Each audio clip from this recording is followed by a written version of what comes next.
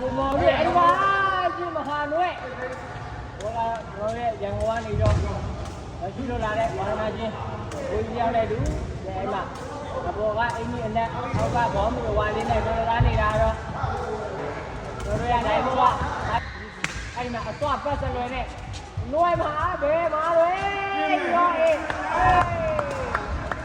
เราเล่นที่จารีอ่ะ ဒါလက်ဘောကပတ်စလွယ်ဘဲညာ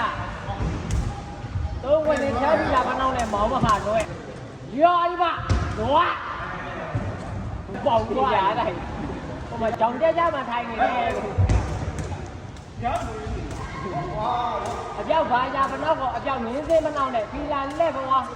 ရစ်မဟာနွဲ့အတန်ပြောက်ဖီလာလက်ဘောပဲညာဆုံး